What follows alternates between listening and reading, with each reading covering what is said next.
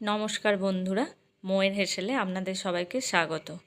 আজকের recipe mango ice cream, যেটা আমি বাড়িতেই বানাবো এবং বাড়িতে থাকা সমস্ত জিনিস দিয়ে আমি এটা বানাবো। ছোট বড় সবারই আইসক্রিম পছন্দ, তো সেটা যদি বাড়িতে বানানো যায় তার মজাই আলাদা, তার টেস্টই আলাদা। তো প্রথমে আমি দুধটাকে তৈরি করে নেব। যেহেতু আমি কনডেন্স মিল্ক ব্যবহার করব না, তার জন্য দুধটাকে একটু প্রস্তুত করতে হবে। প্রথমে কড়াইয়ে দুধ নিয়ে নিয়েছি। এবার একটা বাটির মধ্যে কিছুটা মিল্ক পাউডার নিয়ে সেটা মিক্স করে নিয়েছি। এবার কড়াইয়ে যে দুধটা নিয়েছি তার মধ্যে এটা দিয়ে দেব। এবার সবটাই ফুটতে দেব আর পরিমাণ মতো চিনি দিয়ে দেব। চিনিটা দিয়ে ভালো করে মিক্স করে এটা ফুটতে দেব। দুধটা কমে এলে তখন আমি এতে কাস্টার্ড পাউডার দিয়ে দেব, যেটা দুধে গুলে দেব। কাস্টার্ড পাউডারের জায়গায় কর্নফ্লাওয়ার ব্যবহার করা যেতে পারে। এটা দেওয়া এই জন্যই যে তাড়াতাড়ি দুধটা ঘন হয়ে যাবে, আর কাস্টার্ড পাউডারের যে একটা ফ্লেভার সেটাও এই দুধের মধ্যে চলে আসবে। তো এবার সব শুদ্ধ মিক্স করব ভালো করে। এবার এটা ঘন হয়ে এলে নামিয়ে নেব। হোমমেড কনডেন্স মিল্ক একদম তৈরি হয়ে গেছে, যেটা আইসক্রিমের যে একটা ক্রিমি ভাব থাকে সেটা এর মধ্যে আসবে। এবার আইসক্রিম বানানোর জন্য আমি এখানে কিছু আম নিয়ে নিয়েছি। আমি এখানে হিমসাগর আম নিয়েছি, খুব মিষ্টি আম, যেটা আমি খোসা ছাড়িয়ে টুকরো করে কেটে নিয়েছি। এবার একটা মিক্সি জারের মধ্যে আমের টুকরোগুলো নিয়ে এটার একটা পেস্ট বানাবো। এবার ওই পেস্টের মধ্যে আমের যে পেস্টটা বানিয়েছি তার মধ্যে যে দুধের যে কনডেন্স মিল্কটা আমি তৈরি করেছিলাম সেটা দিয়ে দেব। এবার মালাই দেব, দুধের সর বা মালাই যেটাই বলা যায়। দুধটা ফুটিয়ে যে সরটা তৈরি হয় ওটা দিয়ে দেব, যেটা আমি আগে থেকে একটু তুলে রেখেছিলাম। এবার সব শুদ্ধ ওই আমের মিশ্রণটার মধ্যেই দিয়ে দেবো। এর জায়গায় ফ্রেশ ক্রিম ব্যবহার করাই যেতে পারে। তো এবার সব শুদ্ধ ভালো করে ঘুরিয়ে নেব। দেখুন একটা স্মুথ পেস্ট হয়ে গেছে।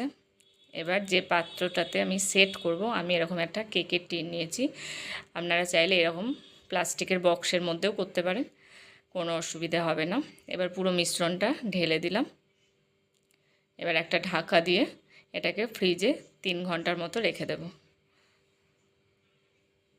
3 ঘন্টার পর এটা বের করে আর একবার মিক্সিতে ঘুরিয়ে নেব, যাতে যে স্মুথ একটা ভাব, যেটা একটা ক্রিমি ভাব, সেটা এটাতে বেশি ভালো হবে। তবে এটা ঘোরানোর সময় খেয়াল রাখতে হবে 30 সেকেন্ডের বেশি যাতে এটা ঘোরানো না হয়, নইলে পুরো প্রসেসটাই গন্ডগোল হয়ে যাবে। আপনারা চাইলে দ্বিতীয়বার যে প্রসেসটা এটা স্কিপ করতে পারেন।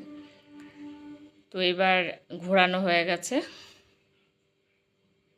এবার যে বাটিটাতে আমি সেট করব সেটাতে প্রথমে ওই মিশ্রণটা নিয়ে নেব। এবার কিছু আম আমি খুব ছোট করে টুকরো করে কেটে রেখেছি, সেটা এর মধ্যে দিয়ে দেব। একটু ছড়িয়ে দেব চারিদিক। তো আমি এখানে 2টো লেয়ার করেছি। এবার তার উপর আর একবার ওই মিশ্রণটা দিয়ে দেব। আমের যে পাল্পটা, যে মিশ্রণটা, সেটা আর একবার দিয়ে দেব। এবার উপর থেকে কিছু আমের টুকরো ছড়িয়ে দেব। আইসক্রিমটা খাওয়ার সময় আমের টুকরোগুলো মুখে পড়লে বেশ ভালোই লাগবে। যারা আম লাভার তাদের তো কোনো কথাই নেই। তো পুরো মিশ্রণটা আমার একবার সাজানো রেডি হয়ে গেছে। এবার এটা একটা অ্যালুমিনিয়াম ফয়েল দিয়ে পুরোটা মুড়ে দেব, যাতে ফ্রিজে রাখার সময় বরফ না জমে যায় ওপরে। সেজন্য অ্যালুমিনিয়াম ফয়েল দিয়ে পুরোটা মুড়ে দেব। তারপর একটা ঢাকা দিয়ে ডিপ ফ্রিজে 8 থেকে 10 ঘন্টা মতো রেখে দেব। এবার 8 থেকে 10 ঘন্টা রাখার পর এটা বের করে দেখুন কেমন হয়েছে। কেমন সেট হয়ে গেছে, দেখেই খেতে মনে হচ্ছে। এবার এইরকম একটা স্কুপ দিয়ে আইসক্রিমটা পরিবেশনের জন্য একদম তৈরি করে নেব একটা বাটির মধ্যে। তো ডেলিশিয়াস ম্যাঙ্গো আইসক্রিম একদম রেডি।